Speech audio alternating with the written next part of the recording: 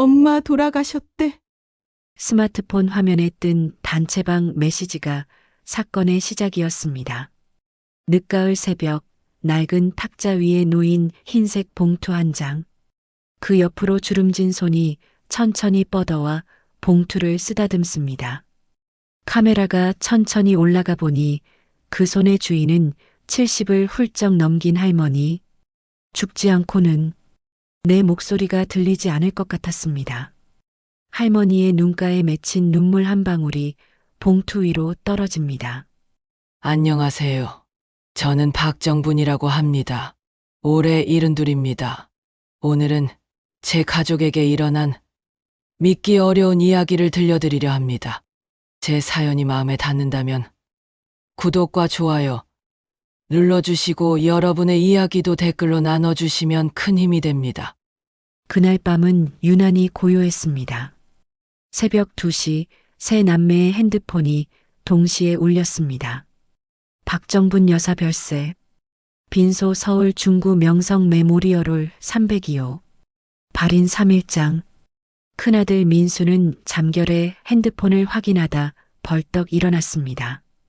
뭐야? 엄마가?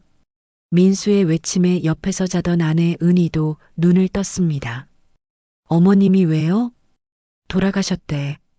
지금 문자 왔어. 은희는 핸드폰을 집어들었습니다.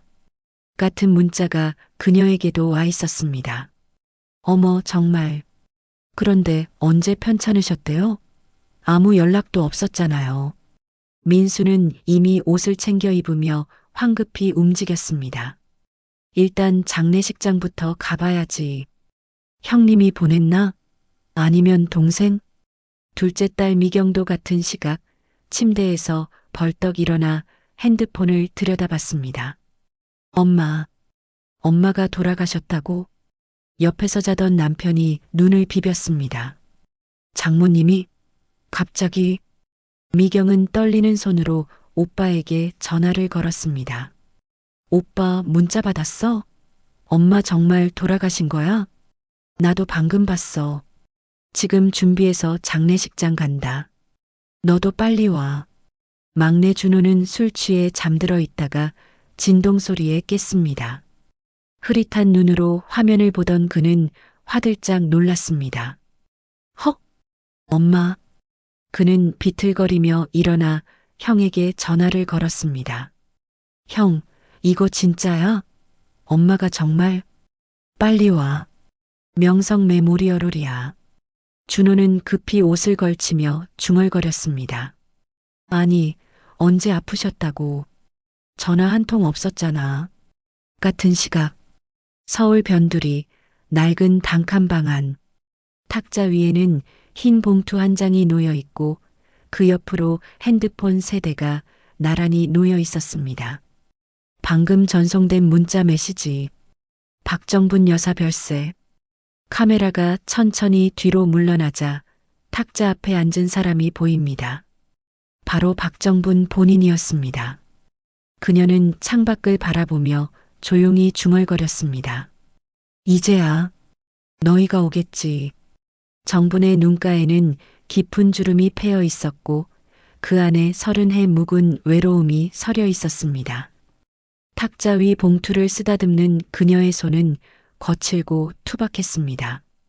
청소일, 설거지일, 식당일을 전전하며 살아온 손이었습니다. 살아서는 들리지 않으니까 죽어서라도 똑바로 보자. 정부는 천천히 일어나 옷장을 열었습니다. 검은색 상복이 깔끔하게 걸려 있었습니다. 그녀가 직접 준비한 것이었습니다. 정부는 옷을 쓰다듬으며 작게 웃었습니다. 정말이지, 이 나이에 내가 이런 짓을 하게 될 줄이야. 하지만 달리 방법이 없었습니다. 한 달 전 추석이었습니다. 정부는 새벽부터 일어나 전을 부치고 나무를 묻혔습니다.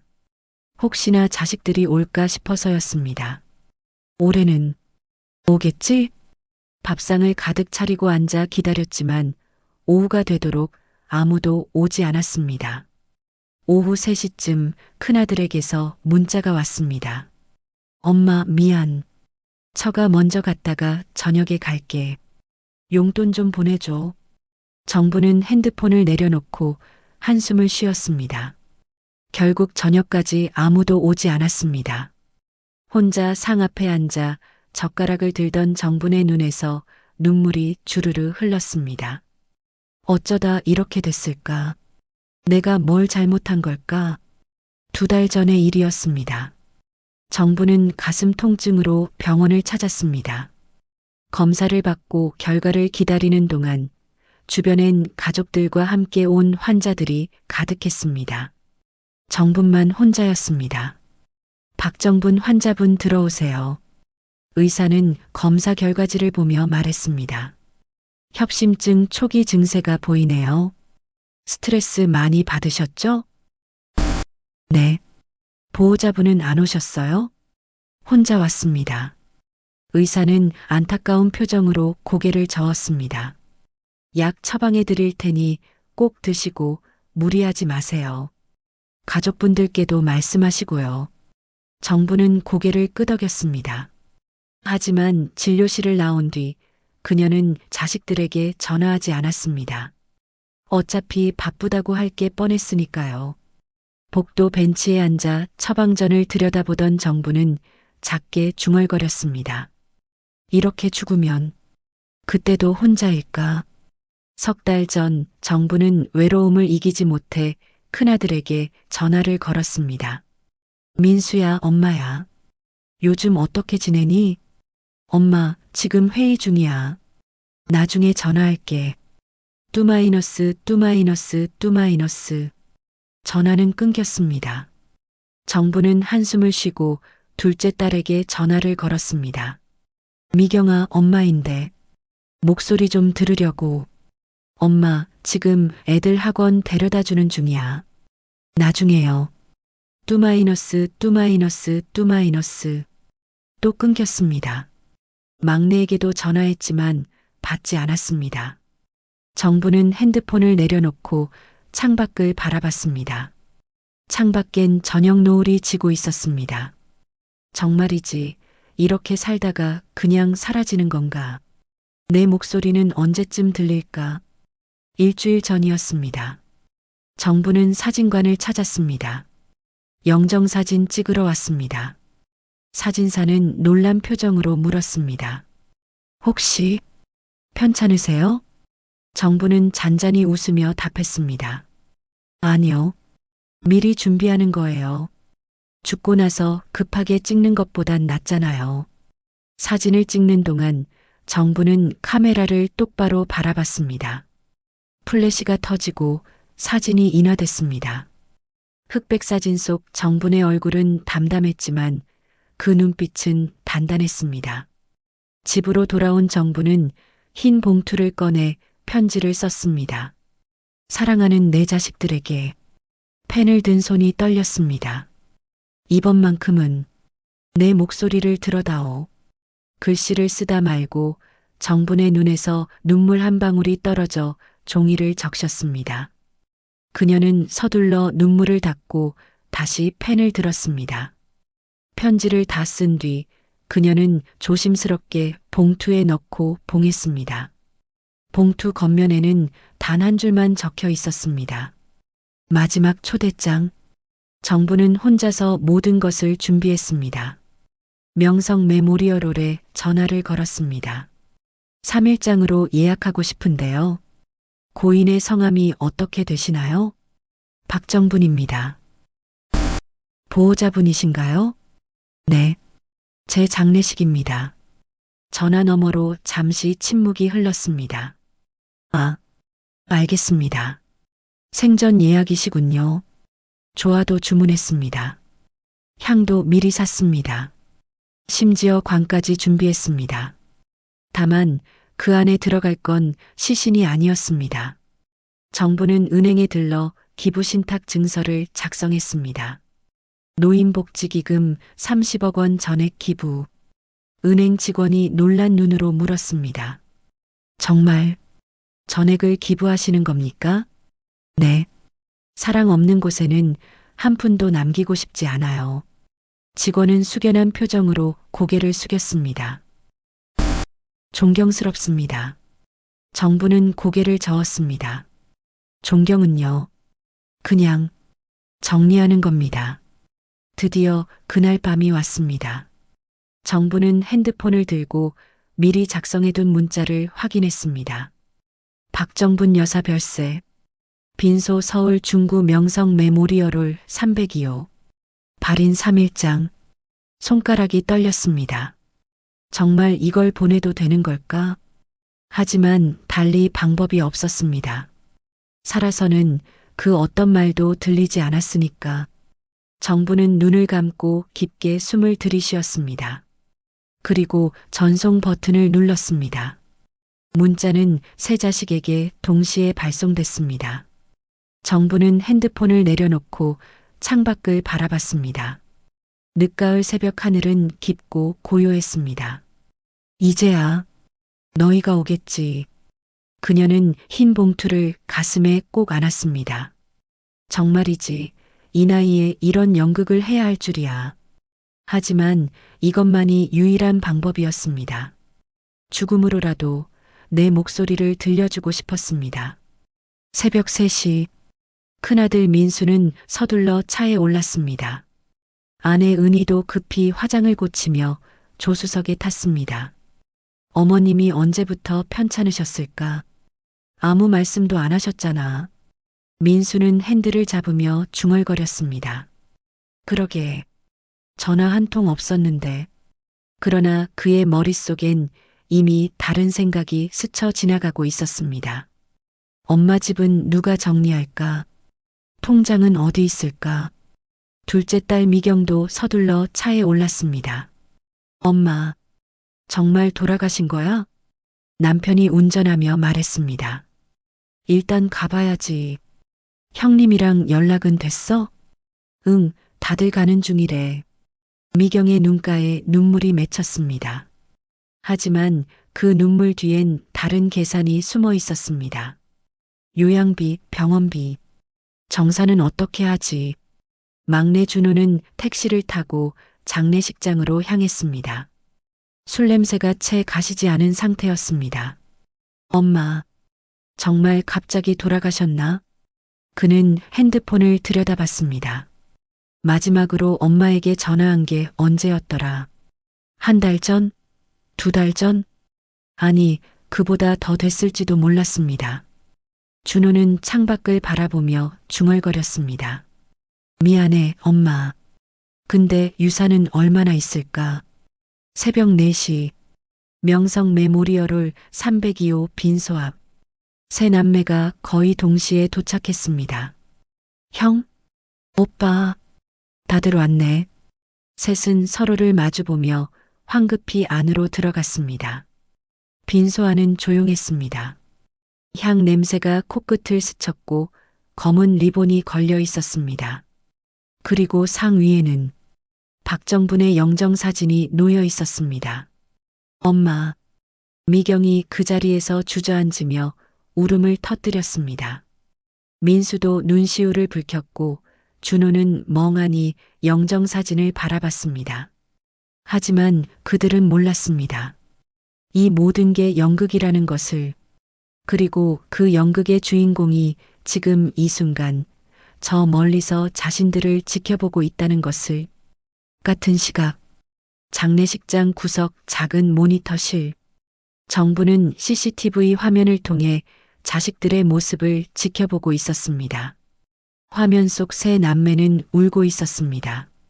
하지만 정부는 알고 있었습니다. 그 눈물이 진짜인지 가짜인지. 이제 시작이야. 정부는 흰 봉투를 꺼내 들었습니다. 그 안에는 자식들에게 남길 마지막 메시지가 담겨 있었습니다. 죽어야만 들을 수 있다면 그렇게라도 들려주마. 그녀의 눈빛은 흔들림 없이 단단했습니다. 30해를 참아온 마음. 이제 그 마음을 꺼낼 시간이었습니다. 살아서는 보이지 않던 것들, 죽음 앞에서는 보일 것이었습니다. 화면 속 세 남매는 여전히 울고 있었습니다. 하지만 곧 그들의 눈물이 진짜 눈물로 바뀔 것이었습니다. 후회의 눈물로. 새벽 4시 빈소 앞. 세 남매는 영정사진 앞에 무릎을 꿇고 절을 올렸습니다. 엄마, 엄마. 미경이 흐느끼며 사진을 쓰다듬었습니다. 민수는 고개를 숙인 채 눈물을 훔쳤고 준호는 멍하니 향을 피웠습니다. 하지만 그 침묵은 오래가지 않았습니다. 장례식장 복도로 나온 세 남매. 조문객도 없는 새벽, 그들만의 시간이었습니다. 민수가 먼저 입을 열었습니다. 그런데 누가 장례 준비한 거야? 우리한테 연락도 없이. 미경이 핸드폰을 들여다보며 말했습니다. 문자만 왔잖아. 누가 보낸 건지도 모르겠고.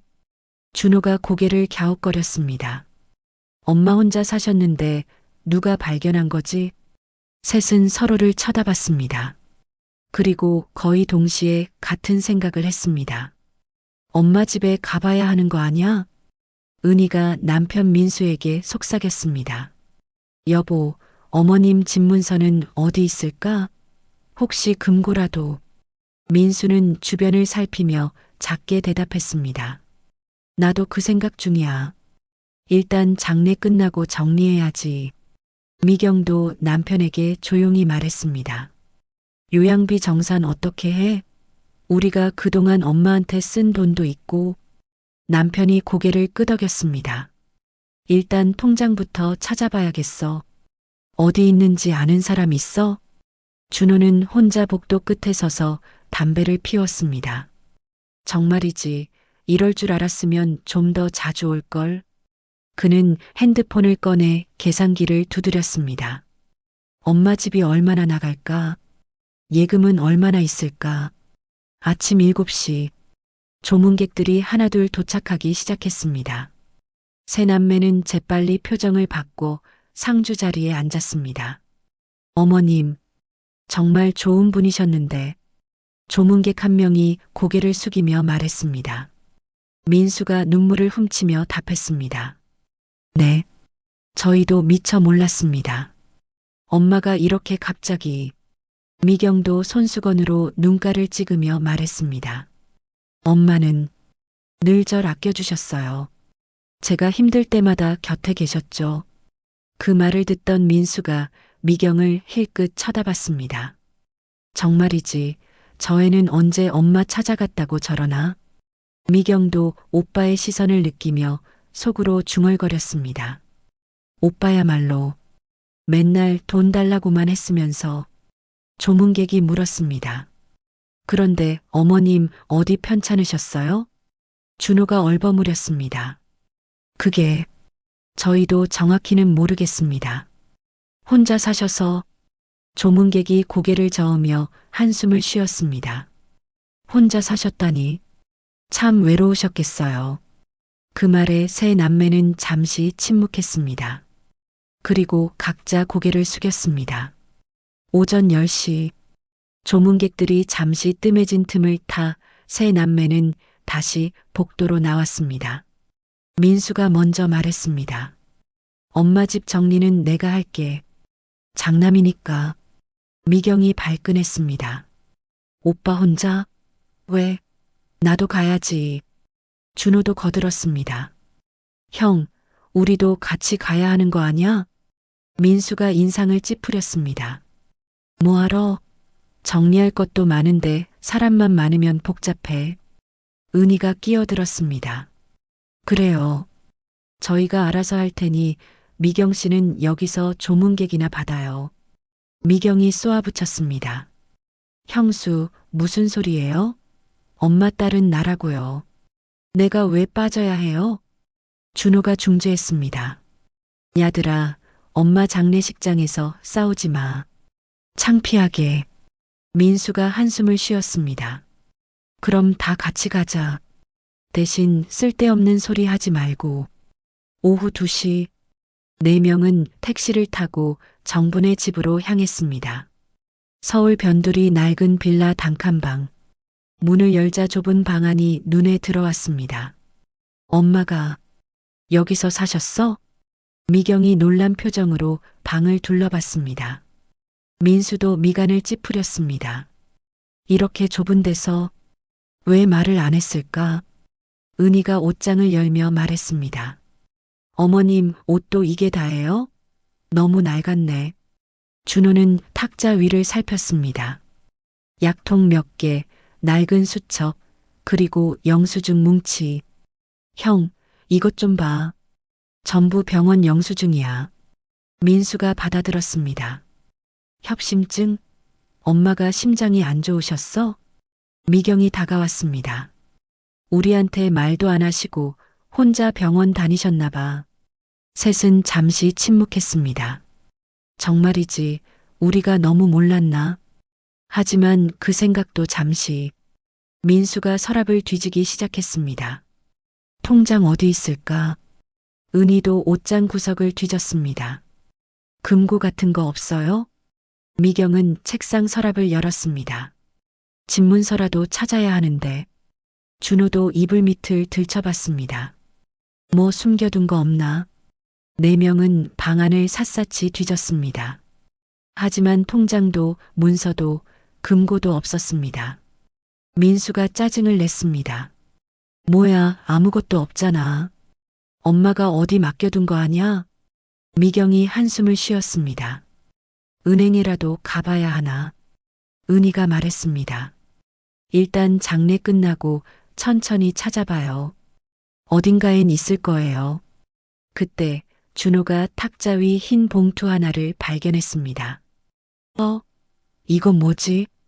봉투 겉면에는 단 한 줄만 적혀 있었습니다. 마지막 초대장. 민수가 봉투를 받아들었습니다.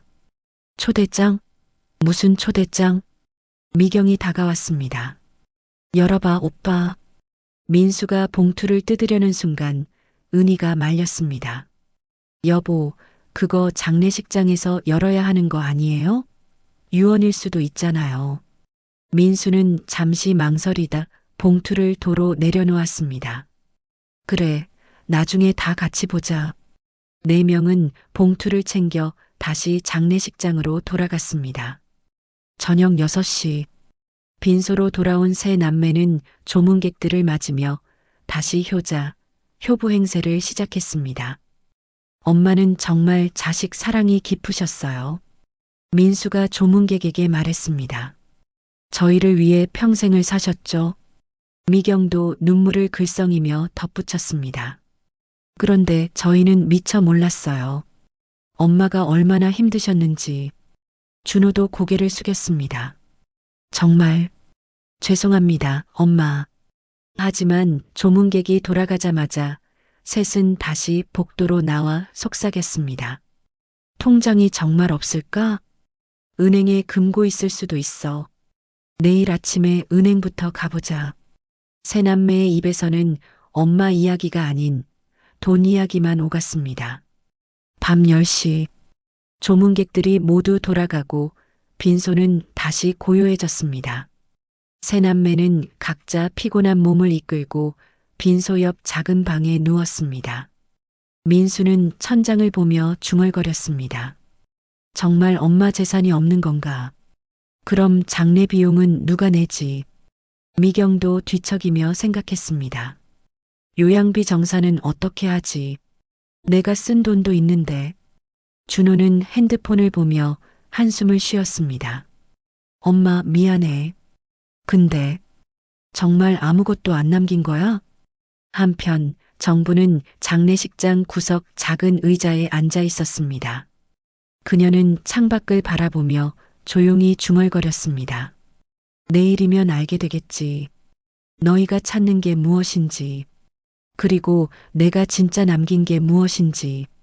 정부는 흰 봉투를 꺼내 들었습니다. 그 안에는 자식들이 상상도 못할 진실이 담겨 있었습니다. 30해를 모아온 돈. 30억. 하지만 그 돈은 자식들에게 가지 않을 것이었습니다. 사랑 없는 곳에는 한 푼도 남기지 않을 것이었습니다. 정부는 봉투를 가슴에 안으며 눈을 감았습니다. 내일 진실이 밝혀질 것입니다. 그리고 그때 자식들은 비로소 알게 될 것입니다. 자신들이 무엇을 잃었는지. 이틀 전으로 시간을 되돌려 봅니다. 정부는 새벽부터 일어나 몸을 씻었습니다. 오늘은 특별한 날이었습니다. 거울 앞에 선 그녀는 흰머리를 단정히 빗어 넘겼습니다. 이제 시작이야. 그녀는 옷장에서 가장 깨끗한 옷을 꺼내 입었습니다. 검은색 블라우스에 회색 치마. 장례식에 어울릴 만한 차분한 색이었습니다. 정부는 가방을 챙겨 들고 집을 나섰습니다. 첫 번째 목적지는 사진관이었습니다.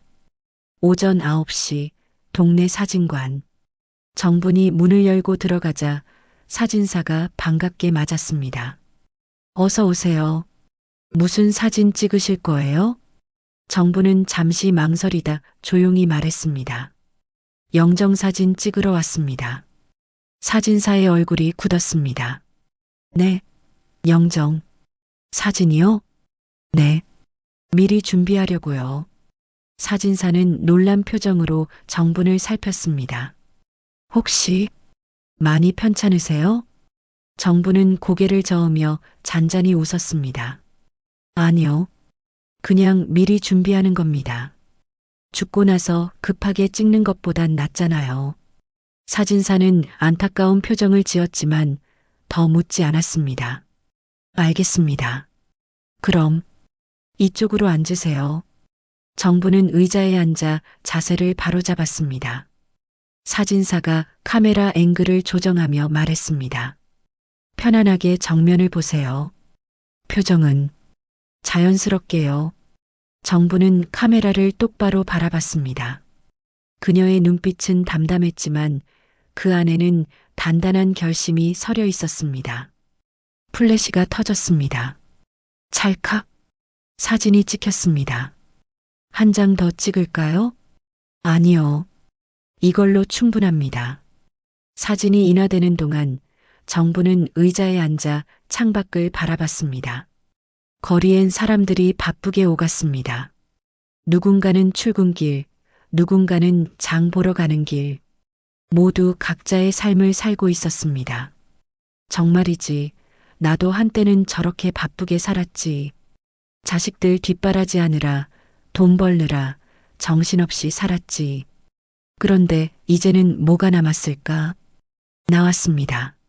사진사가 흑백 사진을 건넸습니다. 정부는 조심스럽게 사진을 받아들었습니다. 사진 속 자신의 얼굴을 보며 그녀는 작게 중얼거렸습니다. 이제 이 얼굴로 너희를 만나는구나.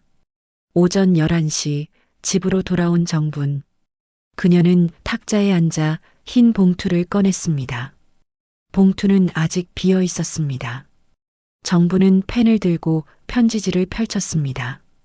사랑하는 내 자식들에게. 첫 줄을 쓰는 순간 손이 떨렸습니다. 정부는 펜을 멈추고 깊게 숨을 들이쉬었습니다. 뭐라고 써야 하지? 그녀는 창밖을 바라봤습니다.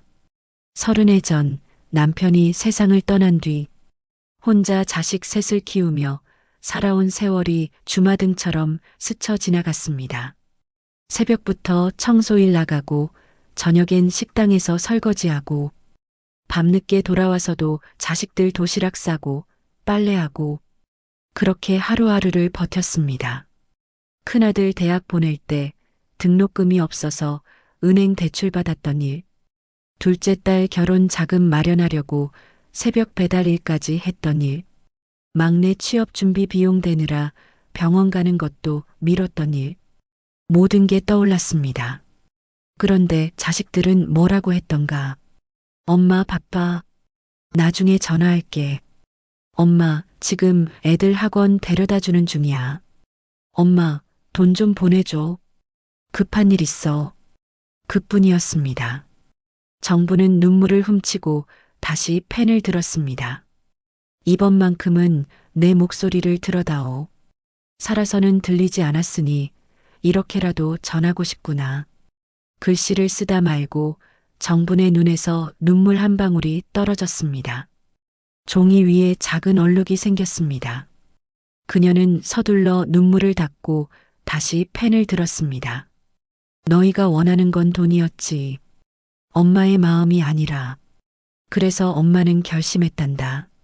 사랑 없는 곳에는 한 푼도 남기지 않기로. 편지를 다 쓴 뒤 정부는 조심스럽게 봉투에 넣었습니다. 그리고 봉투를 봉했습니다. 봉투 겉면에는 단 한 줄만 적었습니다. 마지막 초대장. 정부는 봉투를 가슴에 꼭 안았습니다. 이제 준비는 끝났어. 오후 2시 정부는 명성 메모리얼홀에 전화를 걸었습니다. 여보세요. 장례식 예약하고 싶은데요. 네. 고인의 성함이 어떻게 되시나요? 박정분입니다. 전화 너머로 잠시 침묵이 흘렀습니다. 보호자분이신가요? 아니요. 본인입니다. 제 장례식을 예약하는 겁니다. 상담원의 목소리가 약간 떨렸습니다. 아, 생전 예약이시군요. 그럼 절차를 안내해 드리겠습니다. 정부는 차분하게 대답했습니다. 3일장으로 하고 싶습니다. 빈소는 302호로 부탁드려요. 알겠습니다. 그럼 조화와 재단 준비는 어떻게 하시겠습니까? 기본으로 해주세요. 크게 할 필요 없어요. 유족분들 연락처는 제가 직접 연락할 겁니다. 전화를 끊은 뒤 정부는 수첩을 펼쳤습니다. 그 안에는 자식들의 전화번호가 적혀 있었습니다. 하지만 그 번호들은 오랫동안 사용되지 않았습니다. 정분이 전화를 걸어도 자식들은 받지 않았으니까요. 이번엔 너희가 받을 거야. 오후 4시 정부는 꽃집을 찾았습니다. 조아 주문하러 왔습니다. 꽃집 주인이 물었습니다. 어떤 꽃으로 드릴까요? 국화로요. 흰색으로. 장례식용이신가 보네요. 언제 필요하세요? 이틀 후입니다. 알겠습니다. 주소 알려주시면 배달해 드릴게요. 정부는 장례식장 주소를 알려줬습니다. 꽃집을 나오며 그녀는 하늘을 올려다봤습니다. 가을 하늘은 높고 맑았습니다. 정말이지 이런 날씨에 장례식을 치르게 되다니. 하지만 어쩔 수 없었습니다. 이것만이 유일한 방법이었으니까요. 오후 6시 정부는 은행을 찾았습니다. VIP 상담실로 안내받은 그녀는 상담사 앞에 앉았습니다. 어떻게 도와드릴까요? 정부는 가방에서 서류 뭉치를 꺼냈습니다. 기부 신탁하려고 합니다. 상담사의 눈이 커졌습니다. 기부, 신탁이요? 네. 제 전 재산을 노인복지기금에 기부하고 싶습니다. 상담사는 서류를 확인하며 놀란 표정을 지었습니다. 총 30억 원이시군요. 정말 전액 기부하시는 겁니까? 정부는 고개를 끄덕였습니다. 네. 한 푼도 남기지 않을 겁니다. 유족분들은 아시나요? 정부는 잔잔히 웃었습니다. 곧 알게 될 겁니다. 상담사는 숙연한 표정으로 서류를 작성했습니다. 존경스럽습니다. 이렇게 큰 금액을 기부하시다니. 정부는 고개를 저었습니다. 존경은요. 그냥 정리하는 겁니다. 사랑 없는 곳에는 한 푼도 남기고 싶지 않아서요. 서류 작성이 끝난 뒤 상담사가 물었습니다. 언제부터 효력이 발생하게 하실 건가요? 사흘 후입니다. 제 장례식이 끝나는 날이요. 상담사는 더 이상 묻지 않았습니다. 정부는 서류에 도장을 찍고 은행을 나왔습니다. 저녁 8시 집으로 돌아온 정분.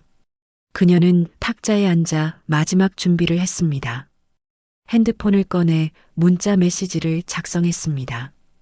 박정분 여사 별세. 빈소 서울 중구 명성 메모리얼홀 302호. 발인 3일장. 문자는 완성됐지만 아직 보내지 않았습니다. 정부는 핸드폰을 내려놓고 흰 봉투를 다시 꺼내 들었습니다. 봉투를 쓰다듬으며 그녀는 중얼거렸습니다. 이걸로 마지막이야. 그녀는 봉투를 탁자 한가운데 놓았습니다. 자식들이 집에 왔을 때 제일 먼저 발견할 수 있도록. 정부는 창밖을 바라봤습니다. 어둠이 내리고 있었습니다. 내일이면 모든 게 시작될 것이었습니다. 죽음의 연극. 살아서는 들리지 않던 목소리를 들려주기 위한 마지막 무대. 정부는 눈을 감았습니다. 그리고 조용히 기도했습니다. 부디 이번만큼은 제 마음이 닿기를. 다음 날 밤 드디어 그 순간이 왔습니다. 정부는 핸드폰을 들고 작성해둔 문자를 다시 확인했습니다. 손가락이 떨렸습니다. 정말 이걸 보내도 되는 걸까? 하지만 달리 방법이 없었습니다. 정부는 눈을 감고 깊게 숨을 들이쉬었습니다. 그리고 전송 버튼을 눌렀습니다. 문자는 세 자식에게 동시에 발송됐습니다. 정부는 핸드폰을 내려놓고 창밖을 바라봤습니다. 이제야 너희가 오겠지. 밤은 깊어가고 있었습니다. 하지만 정분의 마음속엔 새벽이 밝아오고 있었습니다. 30해를 참아온 마음. 이제 그 마음을 꺼낼 시간이었습니다. 그녀는 가방을 챙겨 들고 집을 나섰습니다. 장례식장으로 향하는 발걸음은 무겁지 않았습니다. 오히려 홀가분했습니다. 드디어 진실을 말할 수 있으니까요. 이튿날 오전 10시 장례식장은 조문객들로 붐비기 시작했습니다. 세 남매는 상주 자리에 앉아 절을 받았습니다. 삼가 고인의 명복을 빕니다. 조문객 한 명이 고개를 숙이며 인사했습니다. 민수가 눈물을 훔치며 답했습니다. 감사합니다. 엄마가 정말 좋은 분이셨죠? 조문객이 고개를 끄덕였습니다. 그럼요.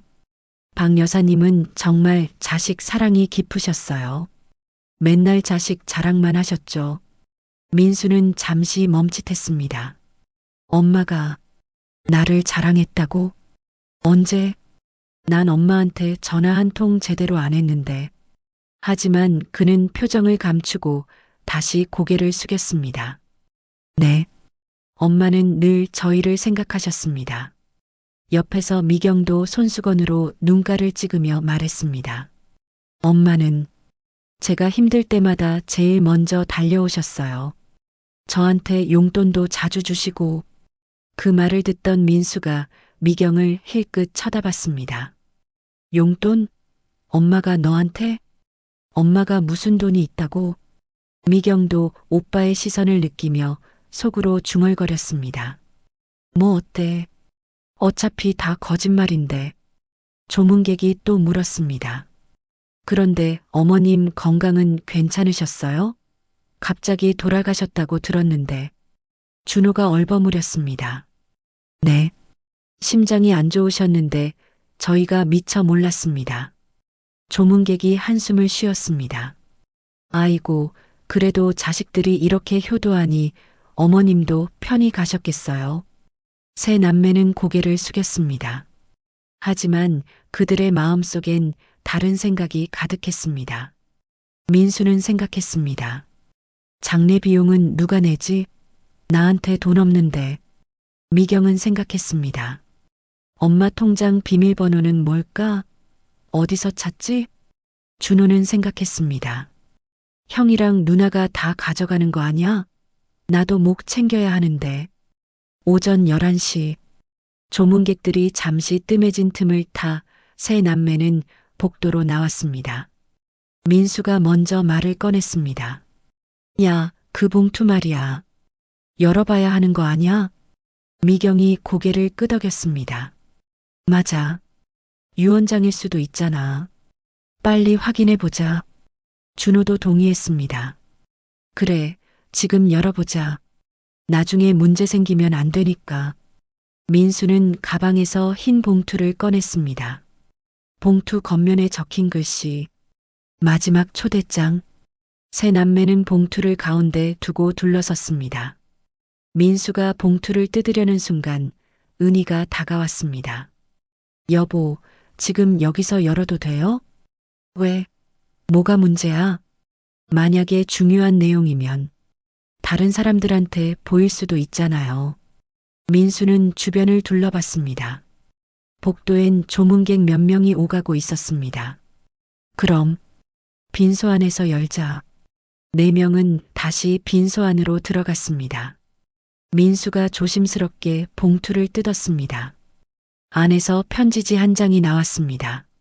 민수가 편지를 펼쳤습니다. 사랑하는 내 자식들에게 이번만큼은 내 목소리를 들어다오. 살아서는 들리지 않았으니 이렇게라도 전하고 싶구나. 민수의 손이 살짝 떨렸습니다. 미경이 다가와 함께 읽었습니다. 너희가 원하는 건 돈이었지. 엄마의 마음이 아니라. 그래서 엄마는 결심했단다. 사랑 없는 곳에는 한 푼도 남기지 않기로. 준호가 눈을 크게 떴습니다. 뭐야? 이게 무슨 소리야?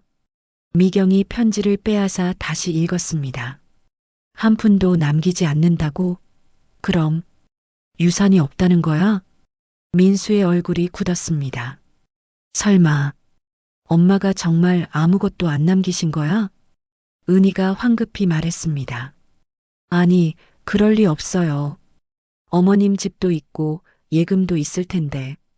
하지만 편지는 거기서 끝이 아니었습니다. 너희에게 남길 건 단 하나. 진실이다. 장례식이 끝나면 모든 진실을 알게 될 것이다. 세 남매는 서로를 쳐다봤습니다. 진실? 무슨 진실? 엄마가 무슨 비밀이라도 있으셨나? 아니면 우리가 모르는 재산이 있는 건가? 민수가 편지를 다시 들여다봤습니다. 하지만 더 이상 쓰인 글은 없었습니다. 이게 다야. 더 이상 없어. 미경이 한숨을 쉬었습니다. 대체 무슨 소리를 하시는 거야, 엄마는? 준호가 중얼거렸습니다. 장례식 끝나면 안다고. 그게 뭔데? 오후 1시. 점심 식사 시간이 되자 조문객들은 잠시 자리를 비웠습니다. 세 남매도 식당으로 향했습니다. 하지만 밥을 먹는 둥 마는 둥 그들의 머릿속엔 온통 편지 내용뿐이었습니다. 민수가 젓가락을 내려놓으며 말했습니다. 엄마가 우리한테 뭘 숨기신 게 있을까? 미경이 고개를 저었습니다. 엄마가 무슨 비밀이 있겠어. 평생 단칸방에서 사셨는데. 준호가 끼어들었습니다. 그래도 뭔가 있으니까 저런 편지를 남기셨겠지. 은희가 조용히 말했습니다. 혹시 어머님이 빚이라도 있으신 건 아닐까요? 민수가 화들짝 놀랐습니다. 빚? 설마. 그럴 수도 있잖아요. 한 푼도 안 남긴다는 말이 빚 때문일 수도. 세 남매의 얼굴이 창백해졌습니다. 미경이 떨리는 목소리로 말했습니다. 빚이면 우리한테 상속되는 거 아니야? 준호가 고개를 끄덕였습니다. 맞아. 상속 포기해야 하나? 민수는 머리를 싸맸습니다. 아니, 일단 확인부터 해보자. 지레 겁먹지 말고. 하지만 그들의 불안은 커져만 갔습니다. 오후 3시 빈소로 돌아온 세 남매는 다시 조문객들을 맞았습니다. 하지만 그들의 표정엔 더 이상 슬픔이 아닌 불안이 가득했습니다. 삼가 고인의 명복을 빕니다. 감사합니다. 어머님 정말 좋은 분이셨죠? 네. 대답은 점점 짧아졌고 눈빛은 흔들렸습니다. 조문객 한 명이 이상하다는 듯 물었습니다. 괜찮으세요? 얼굴이 안 좋아 보이는데. 민수가 억지 웃음을 지었습니다. 아, 네. 피곤해서 그래요. 조문객이 돌아가자 미경이 속삭였습니다. 오빠, 나 이거 못 견디겠어. 빨리 확인해 봐야 해. 민수도 고개를 끄덕였습니다. 나도 그래. 오늘 저녁에 은행 가보자. 준호가 말했습니다. 은행은 벌써 문 닫았을걸. 내일 아침에 가야지. 그때였습니다. 장례식장 직원 한 명이 다가왔습니다. 유족분들, 잠시 말씀 좀 드릴게요. 민수가 일어섰습니다. 네, 무슨 일이세요? 고인께서 생전에 미리 준비해 두신 게 있다고 하셔서요. 세 남매의 눈이 커졌습니다. 뭐요? 영상 유언입니다. 발인 전날 저녁에 상영하라고 하셨어요. 민수가 놀라 물었습니다. 영상 유언이요? 엄마가 언제 그런 걸? 일주일 전쯤 녹화하셨다고 합니다. 내일 저녁 6시에 상영 예정입니다. 직원이 돌아가자 세 남매는 얼어붙었습니다. 미경이 떨리는 목소리로 말했습니다. 엄마가 영상까지 남기셨다고? 준호가 중얼거렸습니다. 그럼 그 안에 진실이 있는 건가? 민수는 아무 말도 하지 못했습니다. 가슴이 두근거렸습니다. 불안과 두려움이 밀려왔습니다. 엄마가 대체 무슨 말을 남기신 걸까? 우리에 대해 뭐라고 하실까? 저녁 6시 조문객들이 모두 돌아가고 빈소는 다시 고요해졌습니다. 세 남매는 각자 자리에 앉아 생각에 잠겼습니다. 민수는 창밖을 바라보며 중얼거렸습니다. 내일이면 모든 게 밝혀지겠지. 엄마가 뭘 숨기셨는지, 우리에게 뭘 남기셨는지. 미경은 핸드폰을 들여다보며 한숨을 쉬었습니다. 정말 빚으면 어쩌지. 우리 집 살림도 빠듯한데. 준호는 담배를 피우며 밖을 서성였습니다. 엄마, 왜 이러시는 거야? 살아계실 때 말씀하시지. 왜 죽어서 이러시는 건데. 한편 정부는 장례식장 구석 작은 방에 앉아 있었습니다. 그녀는 내일 상영될 영상을 떠올렸습니다. 일주일 전 혼자 녹화했던 그 영상, 자식들에게 하지 못했던 모든 말을 담은 영상. 정부는 눈을 감았습니다. 내일이면 너희도 알게 되겠지. 엄마가 얼마나 외로웠는지, 엄마가 얼마나 슬펐는지, 그리고 엄마가 너희를 위해 무엇을 했는지. 하지만 동시에 너희가 엄마에게 무엇을 했는지도. 정부는 작게 웃었습니다. 이제 거의 다 왔어. 진실이 밝혀질 시간이. 그녀는 창밖을 바라봤습니다. 밤하늘엔 별이 총총히 빛나고 있었습니다. 내일 모든 것이 시작될 것입니다. 다음 날 저녁 6시, 발인을 하루 앞둔 마지막 밤이었습니다. 빈소엔 가족들과 몇몇 조문객만 남아 있었습니다. 세 남매는 긴장한 표정으로 앉아 있었습니다. 곧 엄마의 영상 유언이 상영될 예정이었습니다. 장례식장 직원이 스크린을 준비하며 말했습니다. 지금부터 고인께서 남기신 영상을 상영하겠습니다. 민수가 침을 삼켰습니다. 미경은 손을 꽉 쥐었습니다. 준호는 숨을 참았습니다. 불이 꺼지고 스크린이 켜졌습니다. 화면 속에 정분의 얼굴이 나타났습니다.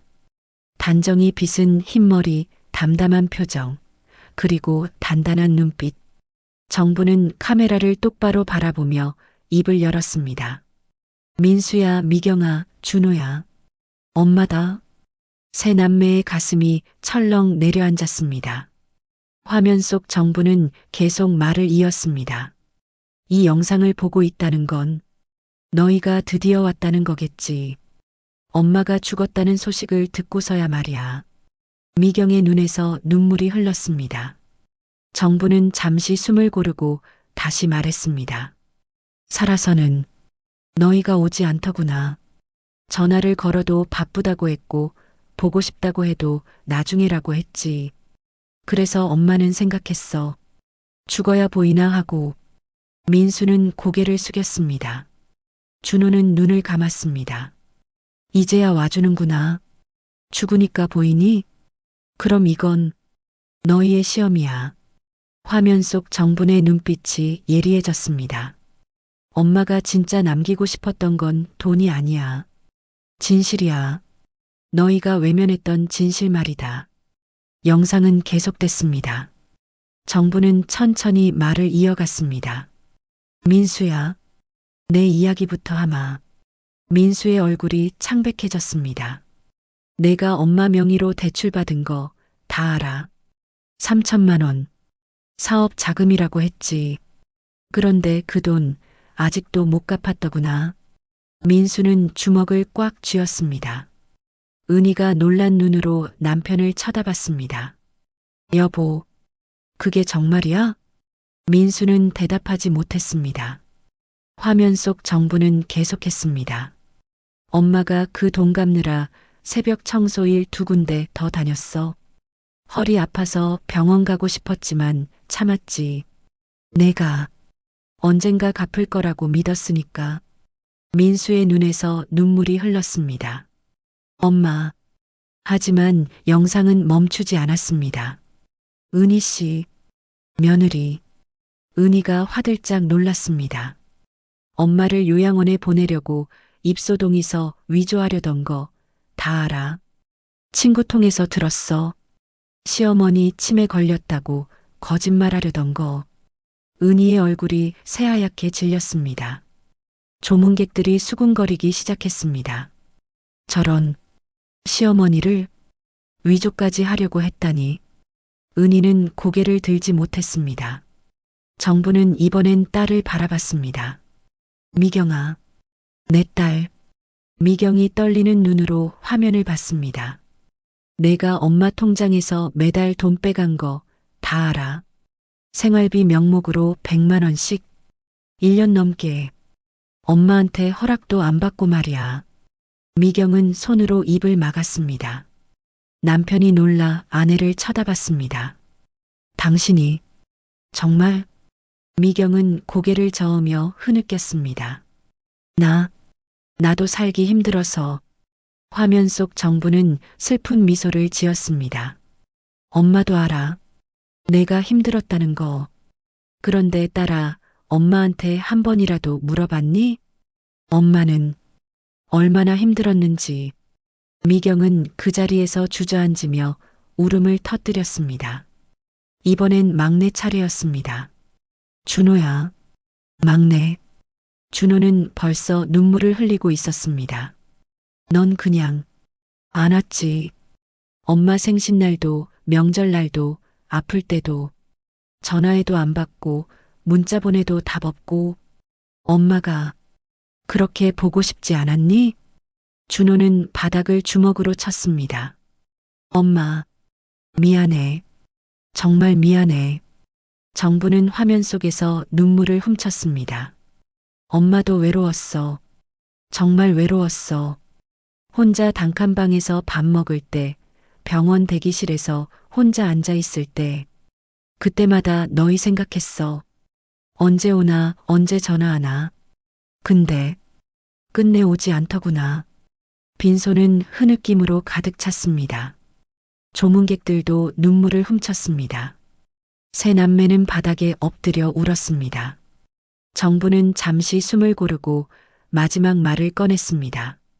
그래서 엄마는 결심했어. 이 초대장은 엄마의 장례식이 아니라 너희 양심의 장례식이라고. 세 남매가 고개를 들었습니다.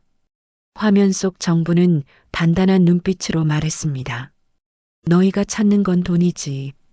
엄마의 마음이 아니라. 그래서 엄마는 한 푼도 남기지 않기로 했어. 사랑 없는 곳에는 말이야. 민수가 소리쳤습니다. 엄마, 아니에요. 하지만 영상은 이미 끝나고 있었습니다. 관 속을 봐라. 거기 진실이 있다. 그리고 흰 봉투도 있을 거야. 엄마의 마지막 말이. 화면이 꺼졌습니다. 불이 다시 켜졌습니다. 빈손은 침묵에 휩싸였습니다. 잠시 후 민수가 벌떡 일어났습니다. 관을 열어봐야 해. 장례식장 직원이 당황하며 말했습니다. 지금요? 발인 전에는. 지금 당장이요. 엄마가 보라고 하셨어요. 직원은 어쩔 수 없이 고개를 끄덕였습니다. 관이 천천히 열렸습니다. 세 남매가 다가가 안을 들여다봤습니다. 그 안엔 시신이 없었습니다. 대신 서류 뭉치 하나와 흰 봉투 한 장이 놓여 있었습니다. 미경이 떨리는 손으로 서류를 집어들었습니다. 기부신탁 증서, 기부자 박정분, 기부 금액 30억 원, 수혜자 노인복지기금. 준호가 비명을 질렀습니다. 30억? 엄마가 30억이나 있으셨어? 민수는 서류를 빼앗아 다시 확인했습니다. 전액, 기부, 은희가 주저앉았습니다. 어머님이 그렇게 돈이 많으셨는데. 미경은 흰 봉투를 집어들었습니다. 봉투 겉면엔 이렇게 적혀 있었습니다. 사랑하는 내 자식들에게 진짜 마지막 말. 미경이 봉투를 뜯어 편지를 꺼냈습니다. 이 돈은 30해 동안 모은 거야. 청소일, 설거지일, 배달일. 쉬지 않고 일하며 모았지. 너희 대학 등록금, 결혼 자금, 손주 양육비 다 대주고도 이만큼 모았어. 단칸방에서 살며 병원도 안 가며 옷 한 벌 안 사며 모은 돈이야. 민수의 손이 떨렸습니다. 그런데 너희는 엄마가 뭘 하는지 관심도 없었지. 돈만 달라고 했고 바쁘다고 했고 안 왔지. 그래서 엄마는 깨달았어. 이 돈을 너희한테 주면 너희는 변하지 않을 거라고. 미경이 울먹이며 계속 읽었습니다. 사랑 없는 곳에 재산을 남기는 건 너희를 망치는 거야. 그래서 엄마는 이 돈을 진짜 필요한 곳에 주기로 했어. 너희처럼 외로운 노인들, 너희처럼 가족 없는 할머니들에게. 준호가 바닥을 쳤습니다. 엄마, 엄마. 하지만 엄마는 너희를 미워하지 않아. 단지 너희가 사람답게 살기를 바랄 뿐이야. 돈 없이도 양심 있게, 사랑 있게 살아라. 그게 엄마가 너희에게 남기는 진짜 유산이야. 편지는 거기서 끝났습니다. 세 남매는 그 자리에서 무너졌습니다. 그때 빈소문이 열렸습니다. 모두의 시선이 그쪽으로 향했습니다. 문 앞에 정분이 서 있었습니다. 살아있는 박정분이. 민수가 눈을 크게 떴습니다. 엄마. 미경이 비명을 질렀습니다. 엄마, 엄마가 살아계셔? 준호는 그 자리에 주저앉았습니다. 이게 무슨. 정부는 천천히 안으로 걸어 들어왔습니다. 그녀의 눈빛은 담담했지만 슬픔이 서려 있었습니다. 그래, 엄마는 죽지 않았어. 죽지 않고는 너희 눈을 뜰 수 없을 것 같았거든. 세 남매는 말을 잇지 못했습니다. 정부는 자식들을 한 명 한 명 바라봤습니다. 그래서 한번 죽어봤어. 살아서라도 너희가 진짜 엄마를 보게 하려고. 조문객들은 숨을 죽였습니다. 장례식장은 정적에 휩싸였습니다. 정부는 흰 봉투를 품에 안으며 말했습니다. 이제 너희는 알겠지. 엄마가 얼마나 외로웠는지, 그리고 너희가 무엇을 잃었는지. 민수가 울먹이며 다가갔습니다. 엄마, 저희가 잘못했어요. 정말 잘못했어요. 미경도 무릎을 꿇었습니다. 엄마, 용서해 주세요. 제발. 준호는 바닥에 엎드렸습니다. 엄마, 다시 한 번만 기회를 주세요. 정부는 자식들을 내려다봤습니다. 그리고 조용히 말했습니다. 기회는 이미 줬어. 30해 동안. 이제는 너희가 스스로 일어서야 해. 정부는 돌아서서 천천히 걸어나갔습니다. 세 남매는 그 뒷모습을 바라보며 울부짖었습니다. 엄마, 엄마 가지 마세요. 엄마. 하지만 정부는 돌아보지 않았습니다. 그녀는 빈소를 나가며 마지막으로 말했습니다. 다시 만나자. 그때는 진짜 사람이 되어서. 문이 닫혔습니다. 정부는 사라졌습니다. 빈소엔 세 남매의 울음소리만 울려 퍼졌습니다. 그날 이후 세 남매의 삶은 완전히 바뀌었습니다. 뉴스에는 정분 여사의 30억 기부 소식이 대서특필됐습니다. 단칸방 할머니의 30억 기부, 박정분 노인복지센터 건립 예정. 평생 모은 돈 전액 기부한 72 세 할머니의 숨은 이야기. 기사엔 정분의 삶이 담겨 있었습니다. 30해 동안 새벽 청소일, 식당 설거지, 배달 일을 하며 자식을 키운 이야기. 단칸방에서 살며 한 푼 두 푼 모은 돈으로 자식들 뒷바라지한 이야기. 그리고 그 자식들에게 외면당한 이야기까지. 세 남매는 기사를 보며 고개를 들 수 없었습니다. 민수는 법원 명령으로 무료급식소에서 봉사활동을 하고 있었습니다. 매일 아침 6시 그는 앞치마를 두르고 국을 끓였습니다.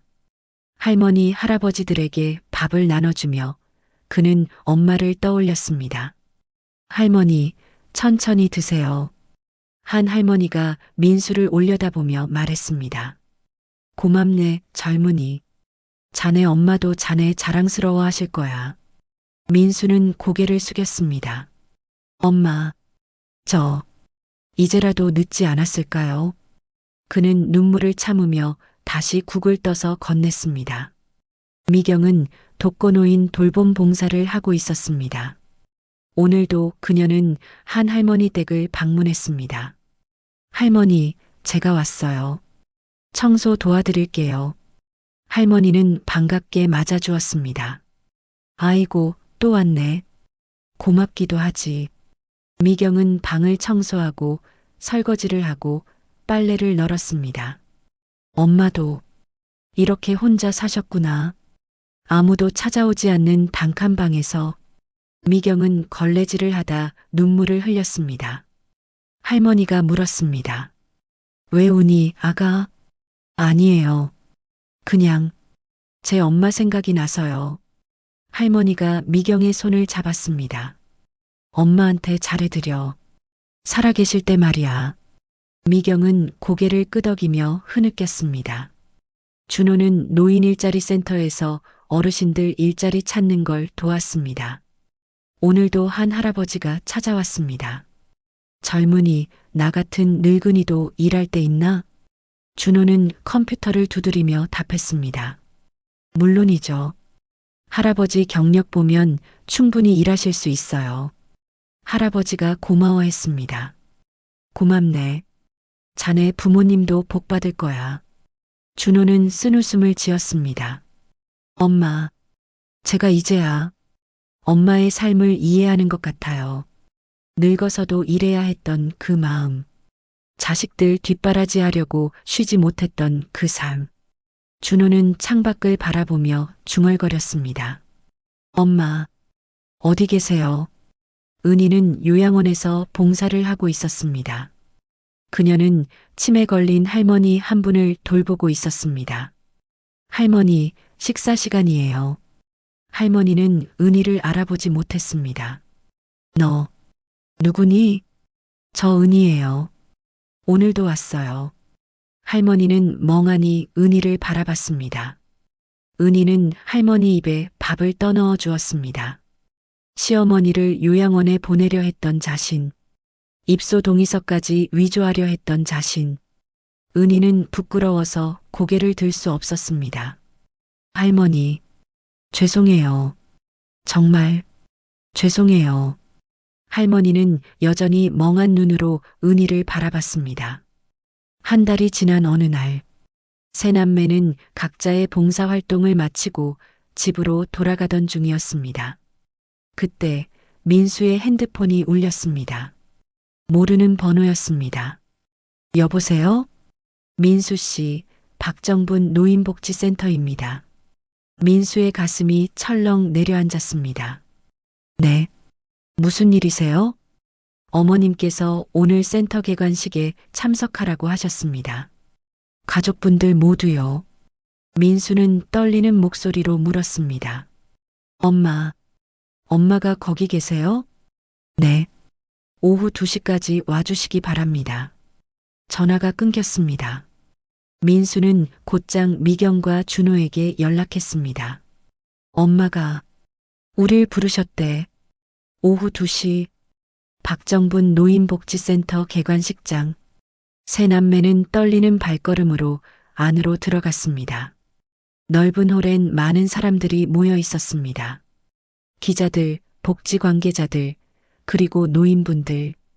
무대 위엔 현수막이 걸려 있었습니다. 박정분 노인복지센터 개관식.